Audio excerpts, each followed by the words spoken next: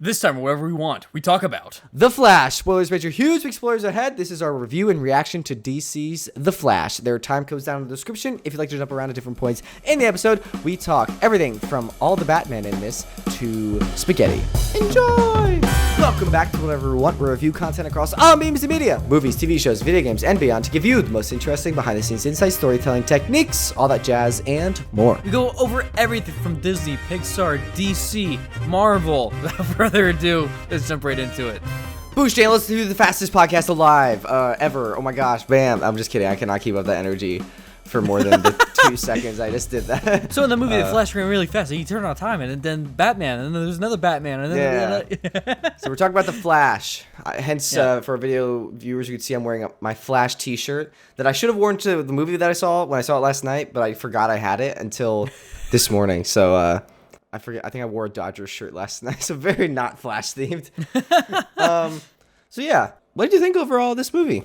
Honestly, I had a good time. Wow, because you were very anti-Flash, and I knew. I wasn't. Well, no, I should clarify. I'm anti-Ezra Miller.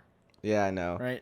It's about separating the art from the artist. You said that last night. Yeah. We were talking about this a little bit last night, and that's something I firmly believe in. You gotta take the media as it is for itself. And honestly, the film itself was a good movie. There's still things here and there, you know. Yeah. So it wasn't like a great or amazing movie, but like it was good. Yeah, I completely agree. Like I was going into this kind of with like I felt like I was being pulled both ways. Like I was in the middle of like a divorce You case want to do or that? something. You want to do that action again with your hands? No. So like cuz on one hand like I'm very weary of Ezra Miller and what they've been doing. So that kind of tainted my expectations of this. And again, DC, I was kind of like, I really don't know how it's going to be. And like it doesn't feel like they earned like a huge multiverse movie. But on the other hand, like a ton of people and even like the marketing of this kind of leaned into like how so many people were like, this is the best superhero movie ever. And it definitely wasn't the best superhero movie ever. So like, I feel like neither extreme of those expectations were met. Like it wasn't like super bad, but it wasn't like the best movie ever, especially after just seeing Spider-Verse. Like, yeah, dude, that's the competition. Like that, like definitively, arguably, very strongly, arguably, is the best superhero movie ever. Yeah, with the new Spider-Verse just came out. Yeah, and so yeah, so but this one was very good and it had a lot of great moments in it. Out of 10, like what would you give it overall? 7.3. I was gonna say 7.1. Yeah, so not bad, but not like, I don't know. Like a lot of people I saw with last night were like praising it, and again, it did have like great moments. A lot of it could have been like, we'll get into it. Okay. Yeah. So I have a little bit of knowledge from outside the film, some trivia. So the director, knowledge. Yeah. The director is Andres. Hold on, I do not know how to pronounce this. I should have looked this up. You just woke up and I can see you looking at your notes is like one long ass name. Yeah, I'm just like, how do I say this without sounding? Hold on, I have an Adobe ad before this YouTube video of how to say this guy's name. One sec. Andres Muschietti is his name. Okay, thank you, YouTube. But he directed this. He also directed, what he did before this was It and It Chapter 2. And he's also currently slated to direct the new Batman movie, The Brave and the Bold. Which, honestly, like, he now is, like, the most modern director that has experienced directing 3 Batmen from, like, all the ages now. So that is a good, I guess, resume. And I feel like he did handle Batman very well, like, especially, like, Keaton's Batman. In this, No, dude, Keaton was going off, dude. Especially for how old he is. Yeah. This had a budget of $220 million, which is ridiculously high. And unfortunately, the estimated 3-day weekend gross is going to be under $60 million, which is not great for a movie of that budget. Dang. Yeah.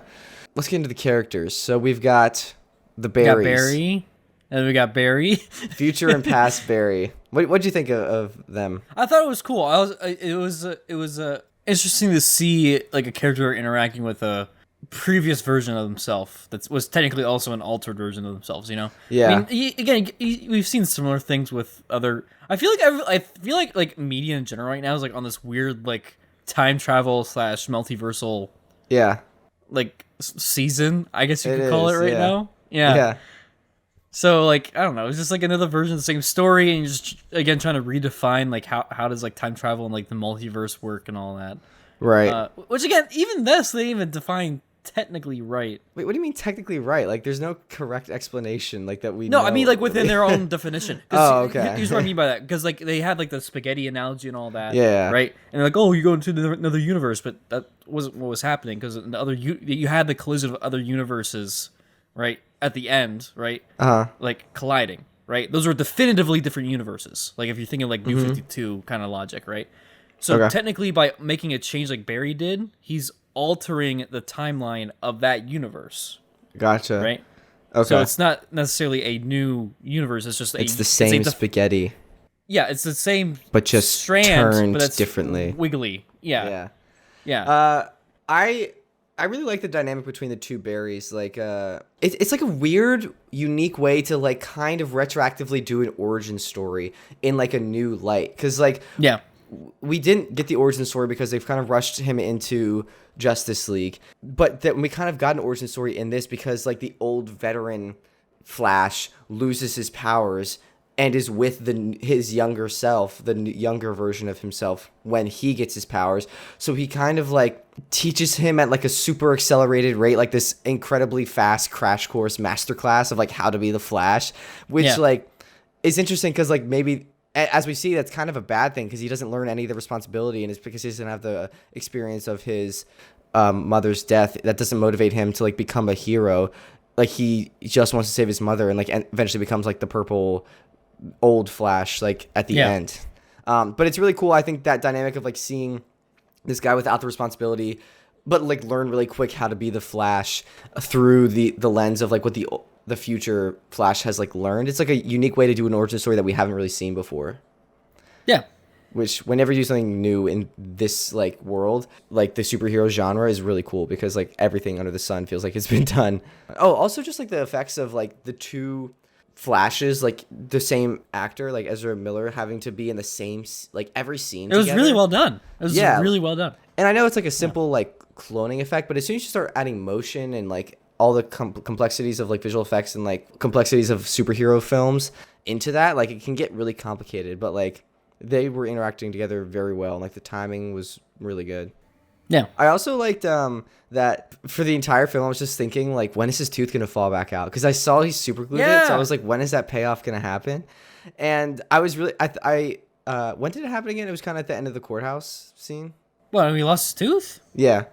It happened when the other Barry guys... the second time, when it fell out after he super glued it. Oh, that was like, the courthouse scene at the end. Okay. Yeah. Well, I was just thinking, like, throughout the entire film, like what if it just happened at like one of the like huge emotional dramatic climaxes of like the film, like he's like in the grocery store like saying goodbye to his mom and he's like, I really appreciate you, and then his tooth just fell out. Like that would be like the craziest moment for that to happen. Yeah, dude, that would have been so freaking funny. Oh my god. That should be how it should have ended, honestly. I feel like that's gonna be animated. That's definitely gonna be animated, dude. But yeah. I kind of do want to talk about the mom grocery store moments. I personally feel like the emotional connection between Barry and his mom was a very solid foundation for this movie to be based on, and I really liked that dynamic. But what do you think of the mom Barry relationship? I mean, no, it was a good rock for the whole thing to be based off of. Mm-hmm. What I don't know whether or not I don't know if they're going to be doing like this again with Reverse Flash and all that and trying to explain that, because that's how she dies. It's Reverse Flash. So I don't know how that's going to work out with this universe, but I guess we'll have to just wait and see. I don't know if we're ever going to see it. I don't see it would be okay.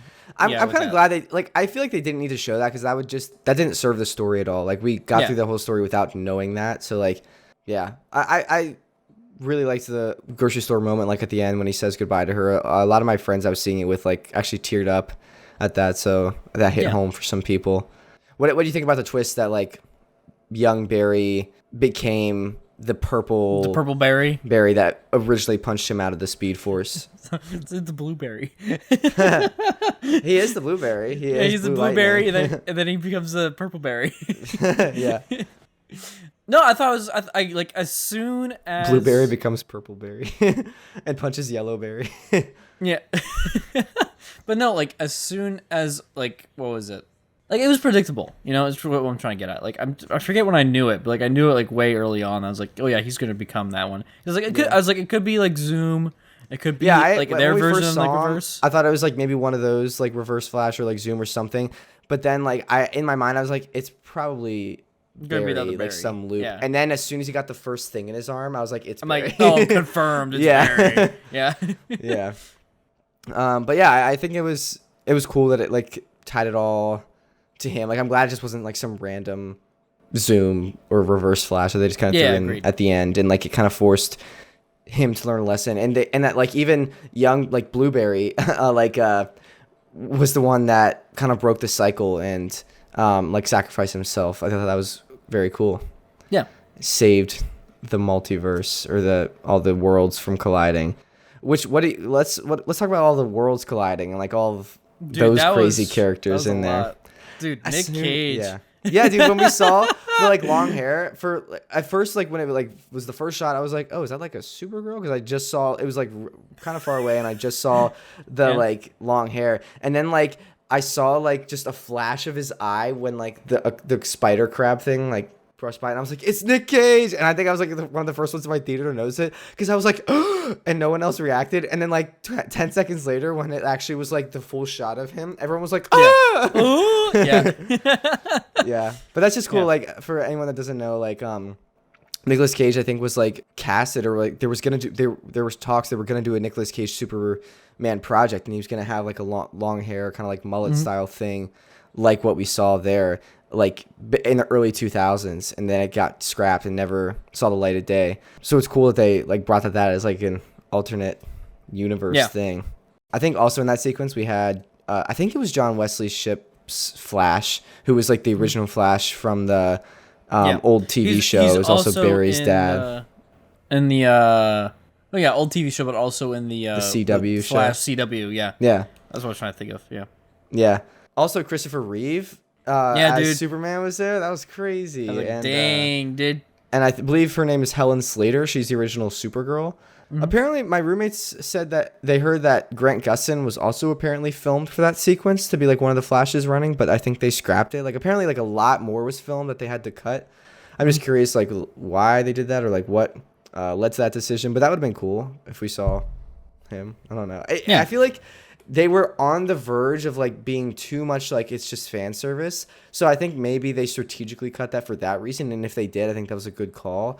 I still would have loved to see it, but like it was like getting close-ish to like we're just throwing everything we have at this. And I'm kind of glad they didn't do that and they showed some restraint. Like they got the point across they wanted to and gave us some good moments with some characters we were excited about. Yeah.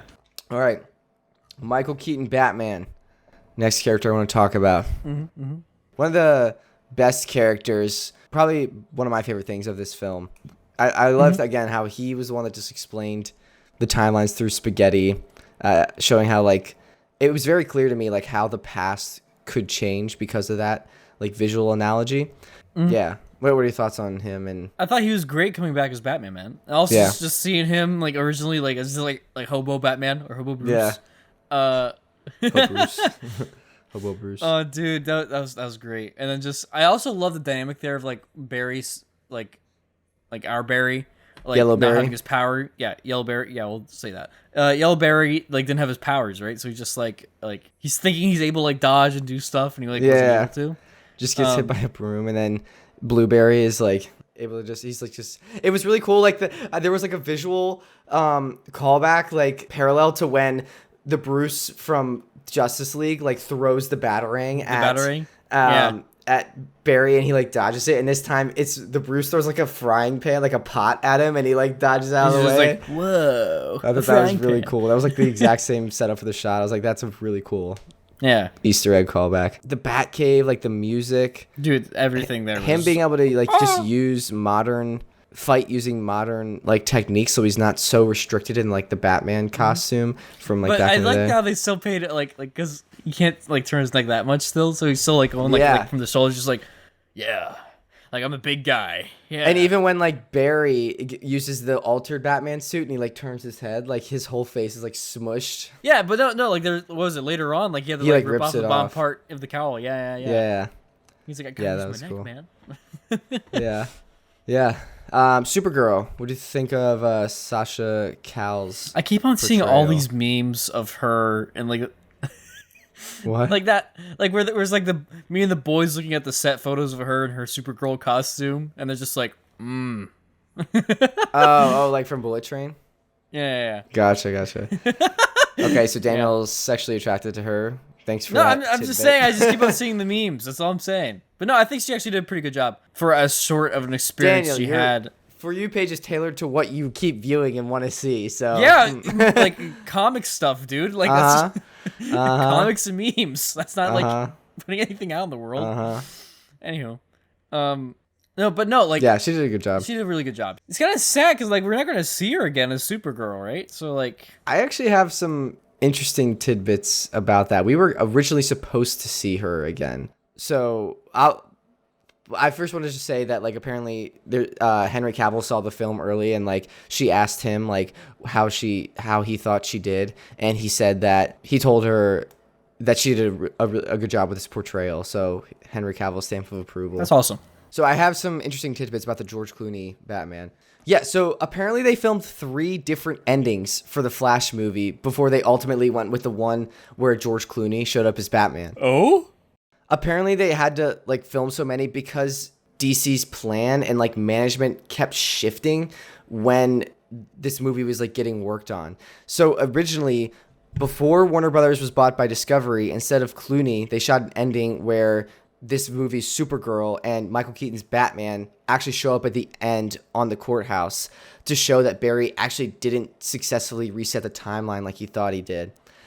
Then a couple months later, Discovery bought Warner Brothers, and new management had them film a new ending where Henry Cavill's Superman and Gal Gadot's Wonder Woman joined the Supergirl and Batman from this movie. That's around the time of Black Adam, like when they were planning on doing like a Henry Cavill new Superman movie. So that ties into the Black Adam cameo. And like also when Patty Jenkins was still working on Wonder Woman 3 to kind of show that this was what's coming next.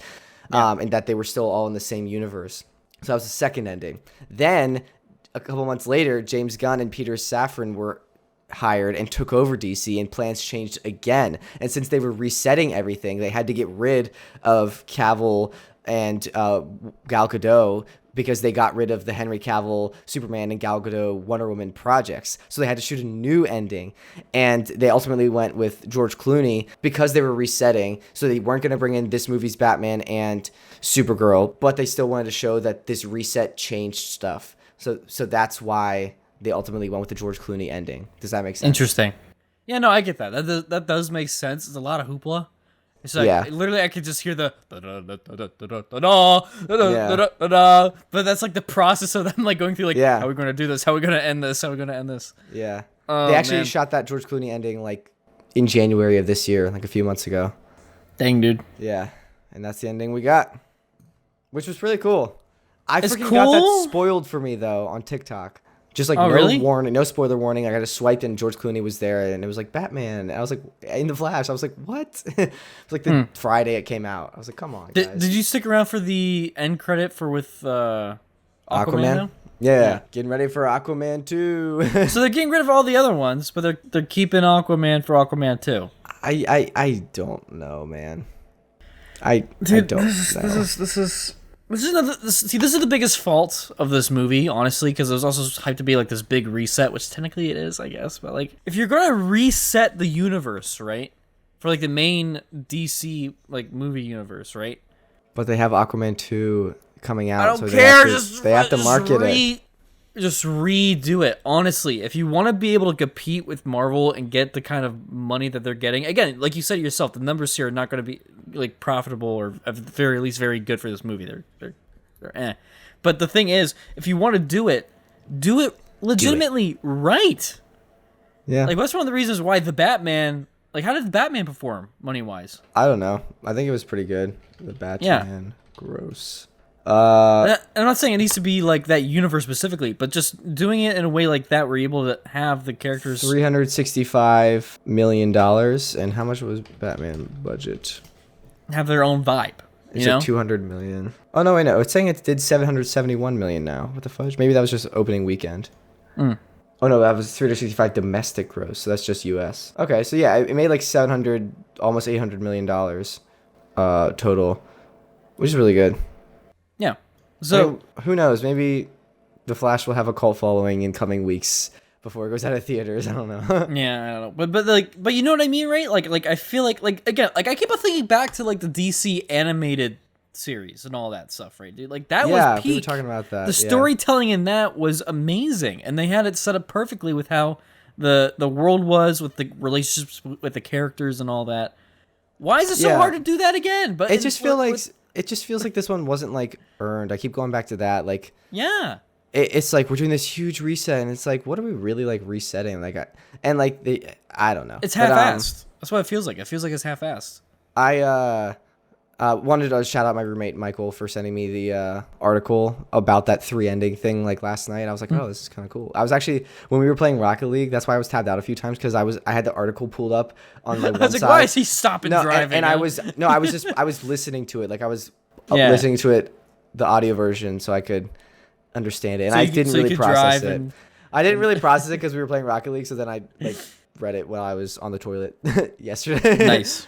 Anyways, also want to mention, speaking of Batman, Ben Affleck Batman, he's just really good as Bruce Wayne in Batman. Dude. Like every time we see him, like I enjoy his performance as him. It was also really funny because the last time I saw Ben Affleck in a role was in Air, which was the Nike movie, and he plays like Phil Knight, who's the CEO of Nike, and he plays him as this like really weird kind of like just off-putting dude. So it's funny seeing him as like cool, calm, collected Bruce Wayne versus like this weird running guy. He's so a good range from Ben Affleck, honestly. Yeah. But what did you think of like the action scene at the beginning, like the Batman bike chase, the Wonder Woman cameo, and then like the baby saving, like all that? I thought it was hilarious, action-packed, fun. It had, honestly, that probably had some of the best pacing in the movie. Yeah, not gonna lie. I think that it was set up in a way because that's like we see peak Flash. I think it was actually good because we saw like a taste of what like peak Flash could have been, like one of his adventures from his point of view before they strip him down and he has to like overcome this challenge, which is like, again, what an issue with Thor 2 was that he was all powerful the whole time. So it was cool to see that they strip him down and he has to like change and evolve, and we see him get some leadership qualities and learn that he can't save his mother. Like that's the journey he goes through. So that was very well done. And I think that, and I really like that we got to see like peak Flash because we didn't have any other movies before that to see peak Flash, just the thing from his perspective. Yeah. And the babies, dude. Like that's dude. So I also love how they actually explain that later on. Is like you can't like move people unless it's like super short distances. Yeah. And, like he like threw up later in Siberia, which is kind of funny. But like then, with that, it was just like, oh, I see why he's doing all this stuff. Like why he's dancing around the baby instead of just like catching them. Yeah. So it's cool to see. Also, just watching him just like indulge in like the snack machine to be like, I need the calories. Literally pushes past a baby to get like he's honestly me when I'm hangry. Like I'm just like, give me food. Toss me a candy bar in the name of justice. I'm gonna say that anytime I'm hungry and I see someone with food, like I need that in the name of justice. But yeah, Wonder Woman did not expect her cameo. Yeah, same. The Lasso of Truth, Barry's a virgin. Oh, I know what I was gonna say. Yeah, no, that's what I was gonna say, dude. It's this canon event. Oh my gosh, that would suck to be your canon event. Oh my god, that's freaking. I know. What the fuck did he say? He was like, I know the. I know what sex is, but I've never had it. But I've never experienced it. And then him and Batman are just kind of both like, yeah. Oh man. Also want to shout out Tamara Morrison's cameo as well. Aquaman's dad. Like, I forgot about him. I loved that. Was so funny. Like, is your wife the queen of Atlantis? He looks over. Just pans over. Funny joke, mate. Yeah. Like, oh my god, dude. Yeah. Technically, Michael pointed this out. My roommate, he was like, Nicole Kidman, his wife, the Queen of Atlantis, was in this because I saw it at AMC. So we've got that AMC like Nicole Kidman ad before the screening. So she was there. AMC theaters. Yeah, we make movies better. Yeah. Those were kind of the characters I wanted to touch on. We didn't really talk. I kind of went through the Clooney Batman. I kind of breeze over him. What do you think that like sets up like for the future? Is he gonna be like the Batman or probably not? Because the Brave and the Bold, they're gonna. Yeah, no, we're gonna be getting Batnips returned. You know. Oh my gosh, I hope 100%. No, I think it's gonna be. I don't know. It's gonna be setting up something really different. And again, I think it's gonna be cool. That's gonna be different. But in my honest opinion, I still think the totality of it is half-assed. If you're gonna be pulling movies like Batgirl and stuff like that for bullshit reasons, you need to pull Aquaman 2 and whatever. I mean, honestly, also with all the other drama in 2, like Aquaman 2 is gonna fucking flop, man. I just know it. So like, why even put in the effort? I don't know. The first one made $1 billion, and a lot of people thought it was gonna flop. So like, I think the appeal of Jason Momoa helps both audiences. Like, I think the superhero element helps, and the women, the male audience, and Jason Momoa. I seriously think it does. Like, I think that is a factor that they're considering, and I think it will do decent numbers in part because of that. Maybe not as crazy as Aquaman 1, and maybe not crazy, but I think they're banking on that a little bit. It's I don't think we should get into the mindset of like, why are they making these decisions? Like, I think we are not gonna get anywhere with that. That's a good point. Let's talk about the plot. Some more beats that we haven't talked about. I really like the balance in this between the comedy and the more emotional, like dramatic moments. Like, I feel like DC has often struggled with being like too dark and like doesn't really find that balance. And I think with the Flash, like there was really dramatic moments, like emotional, hard, dark moments between Barry, like having to accept that his mom is gone, and then the balance, like really good humor moments. Like, I think the balance there, this might be DC's finest work, balancing humor and honestly, I agree. Dark moments. Yeah. Like the apartment scenes were like some of my favorite scenes, honestly. Like, just very small, like Flash specific humor that was executed very well. Like him facing through the wall to like steal a beer. Yeah. But then like it like overflows because he's like shaking it violently basically when he's facing is really funny. And then the stuff falling out of the wall, and even like the humor in the other apartment scene, like young Barry's apartment, Blueberry. Gary. Yeah, like freaking Marty McThigh. He's like, that's not even your thigh. Yeah, like, that was so funny. That's also, that joke is really like has levels, because you remember that I mentioned this on a TTTT how Marty McFly almost didn't play, not Marty McFly, how Michael J. Fox almost didn't play Marty McFly because they originally hired Eric Stoltz, and then he got fired and they rehired Michael J. Fox. Well, in this universe, I guess that event never happened. So Eric Stoltz was the one that ended up playing Marty McFly. So it's like very close in the timeline, but like just slightly changed. So slightly I think that was a really cool like tidbit that if you don't know like movie trivia, like it still serves the purpose of the story. But if you know that underlying level, it like adds another layer to the depth of it, which is just really a cool tidbit. I really appreciated that as a movie fan myself. I like movies.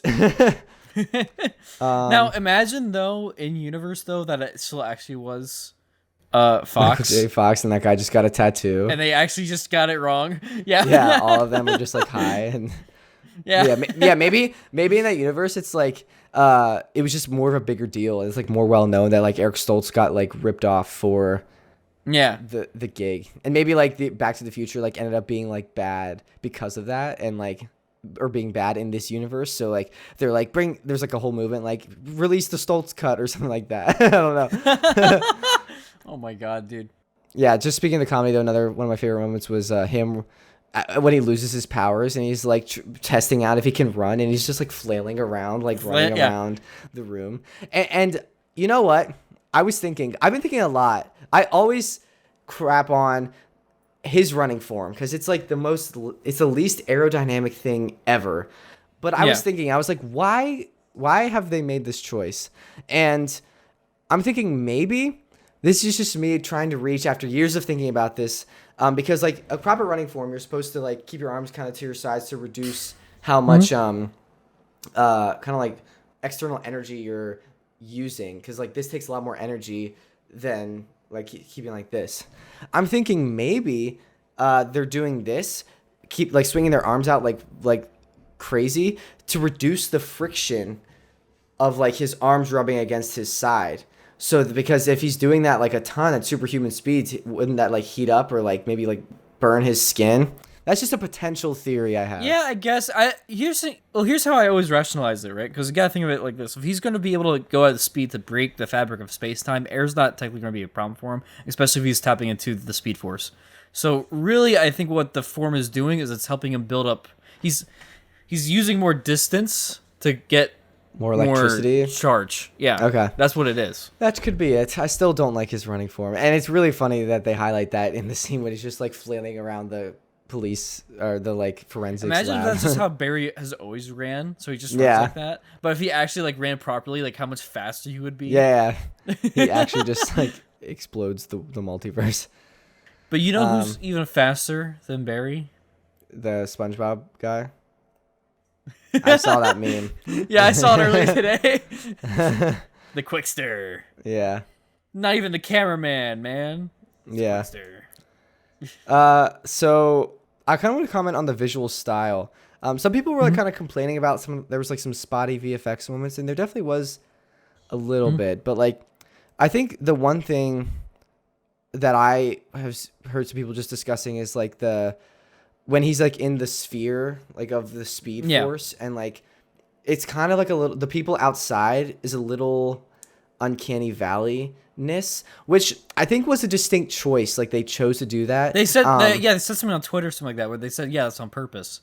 They're like everything's warped in Barry's perspective, which I'm like, yeah. I mean, whether or not I agree with that decision, like, so I'm just saying it was intentional. Whether or not I agree with that intentional decision is a different question.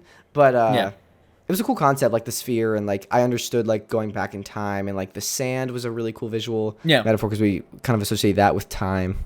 Sand at his feet. What else do you want to comment on this? I don't really have too much else. Like it was good, but I don't know. Again, it was a good movie, had good action, had its gags here and there, but like it leaves a lot of questions still about where things are going and like what they're trying to do, you know? Yeah. Do you think we'll see Ezra Miller as the Flash again? Yes, sadly. Oh, really? I don't know if we will. Again, separating the art from the artist, they did a good job. This is a very good portrayal of the Flash. Yeah. It's a very good I agree. It's a good Flash. Yeah. Compared to other DC movies, like where does this fall in your ranking? This is like solid just above mid. Which kind of goes in with like how I ranked it with like a 7.3. I think I put like Man of Steel, the Suicide Squad, and then the Flash kind of all floating around the same area towards the top. I don't know exactly where. I think the Flash might be below Man of Steel. Yeah. Yeah, no, it definitely is. Yeah. But it's still decent. It's still I think I need to rewatch this. This is a unique experience for me personally, Daniel, because I always see this on Thursday, and then you always see it like Friday or Saturday, then we record Saturday, so I have some time to sit and process and think. And this time my roommates got tickets on Saturday, and I was like, you know what, I want to see it with them for the first time, so I canceled my Thursday reservation. So I saw it like less than 12 hours ago, and I'm now like just fresh. Like I'm having trouble just like putting my thoughts into words, you know, the spoken word. Yeah. The one thing I want to see is like the first time he goes back to put the soup in, or the sauce in. Do we see the flannel berry to go back and remove the sauce? You know I thought it was cool that he switched the cans to the top, and so he looked up, which I guess is what caused George Clooney to happen. I get that, but hear me out. He just learned this moral lesson that he can't. I know, and then he just changed it. Yeah. So it's just. Yeah. Well, maybe that'll cause more problems in the future. Like maybe because that hasn't technically changed. That wouldn't have changed much until his dad gets out of prison, because that is now a very big like change kind of thing. I don't know. The science. Right. Yeah, whatever. Yeah, I don't know either, dude. Yeah, this is very good, especially for DC's recent stuff. One of the better films they put out, in my opinion. Definitely not the best superhero movie. Like, I'm really wondering, like, what dirt they had on these, like Tom Cruise was like, it's the best superhero movie I've ever seen. I'm like, have you not seen any other superhero movies? Like, what do you mean? God. Me personally, it's just, especially after seeing Spider-Verse, it's not the best superhero movie ever. It's really good and has great moments, but yeah, I'm just so mixed with this because like I was like, I don't know if I want to even see this because it has Ezra Miller. And then like everyone's like, it's the best thing since like sliced bread. And I'm like, and it's just like neither. I think it's just oversold. It's way oversold. Yeah, I feel like it's a big problem with DC in general right now. Actually, like they're overhyping. They've been doing it for the last couple. Yeah, just for the last. I think every movie, like even Marvel movies, like Thor's, like they overhype it, but like thing ever. But like at least with Marvel stuff, they get they actually get some hits in there that like actually have like solid emotional storytelling and like. Well, they're throwing spaghetti at the wall, just throwing a lot of spaghetti. But like, like I think of like Shazam, like oh, this is gonna be like a not Shazam, Black Adam. They're like, oh, this is gonna be the era. Shift, and it wasn't. It was jack shit. So like, it wasn't the shift. It was shit. Shit. Oh, they were one letter off. An F for the ranking of the movie. Yeah. But yeah, dude. So it's just I don't know. I feel like it'd be better if they're just like genuine about what the movie was about, not just being like, oh yeah, my cock is so big, huh? Like no, be like the marketing. Are you mean? ready for like a what did you just say? For the marketing, you mean? Oh, I thought you just came back. I mean, you're like, are you saying your cock's not big? That's legitimately what I heard. And I was like, bro, what the fuck? Yeah, no, like for the marketing and just like how people talk about it. Like you can't say this is the best superhero movie ever, and then this is just like it's purely mid. Yeah. Yeah. So, all right. Any like Spider-Verse. I don't remember marketing them being like, oh, this is like the best superhero movie ever. They never marketed it like that. They're just like it's purely about the content. Honestly, from what I can remember from promotional stuff. Yeah, I don't know. I'm sure there's cases of either side. Like maybe we're overinflating. I don't know, but yeah, I guess we'll see with how future DC stuff pans out. We'll see. We will see. Any other last minute flash thoughts? Anything we didn't cover you wanted to talk about? Iris West. Oh, I like Iris. She was there, I guess.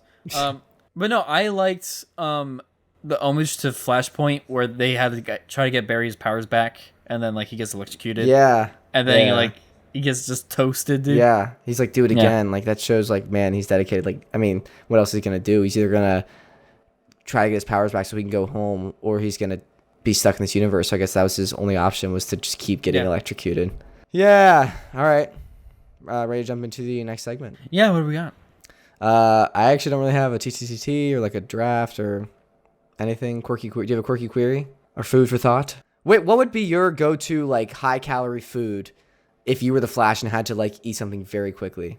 Like very quickly, dude. Snickers. Yeah, you're not you when you're hungry. Yeah, that's exactly. The catchphase, right? They already have it set up with their marketing, and they don't overpromise, I feel like ice cream would suck because you just get like brain freeze immediately. Yeah, brain freeze, and then like your gut would be dealing. At least for me, it would be messing with me because of the dairy. Well, I feel like your gut would just process that really quickly. So you just get like one giant fart. You gotta let go. And then you're done. That actually superbly great. Yeah. Yeah. Honestly, that burrito, like that burrito in the microwave on the hospital scene, looked really good. The dog was like chasing after. But did Barry try to heat it up? I forget. I don't think so. I don't know. He put the baby in the microwave. I mean. Yeah, Indiana Jones did it, dude. Yeah. Oh my gosh. Yeah. Actually, next week, we already recorded it, but we're watching. I've watched every Indiana Jones movie ever, so subscribe for that if you want to see my reaction to watching all the Indiana Jones movies for the first time. But no, it was genuinely good. What about you? You got any last minute things you wanna? No, that's why we moved on to food for thought. That's right. I don't know. I think honestly, there's this bagel spot and I was talking to my barber about it actually yesterday too. It's called Hank's Bagels, and it's just has really good bagels, especially for LA. And they have these really good sandwiches. Like when my friend was out here, her and I went like twice to this bagel spot. He was only out here for like 10 days, so we were like hitting up every spot. So like when we went to a spot twice, that's when you know it's a good spot. Yeah, dude. Hell yeah. LA residents, check out Hank's in Burbank and Pitfire Pizza in NoHo. Free marketing, huh? Yeah. Sponsor us, please. Honestly, that'd be incredible. Dude, that'd be dope. Dude, you should hit him up. Honestly, that'd be down. Yeah. That'd be awesome. That'd be down. Yeah. That'd be down. All right. I said I was trying to think like I'd be down for that, but I'm like I can't enjoy the sandwiches, you know? Like I mean, maybe if you come out. yeah. All right. Ready for Patreon shoutouts? Yeah, hit me with them. Cue the episode music. Bullish Club Patreon, Lori, Frank, Rick, Lisa, Evan, Tony. Thank you so much for letting me here. You can see the shout out. If you'd like to support us over on Patreon, link is down in the description. Get the audio episode early, special benefits, cool perks, all that, just and more. Thank you seriously, sincerely to our Patreon supporters. Ready for cool comments? Yeah, what we got this time? So Zach Henry on our Spider-Verse episode commented, originally in the film there was a clip where the Spot entered a bar full of villains, like in How It Should Have Ended, and he gets made fun of. Then there was going to be a post-credit scene where he killed all of those villains, though they scrapped that idea, which in my opinion is good, even though it would have been cool to see. It would have undermined the to-be-continued ending. Yeah. That's really cool. I think I did hear about the like villain thing, like in like one of the like Spot kind of flashbacky, like whatever, like black and white quick scenes. I didn't know that there was a post-credit scene apparently where they were going to kill those villains as well. That's kind of interesting. Would have been cool to see. Yeah, that would have been really cool to see. I wonder if that's like a How It Should Have Ended reference or if it's just coincidence. I don't know. But that is very cool. Yeah. All right. Ready for the introduction? Yeah, tell me when. When? We just talk about what we want to talk about. Now we're done. Blank. Man, you're the flash so fast. Thank you everyone for Yeah, listening. We really, really sincerely appreciate it.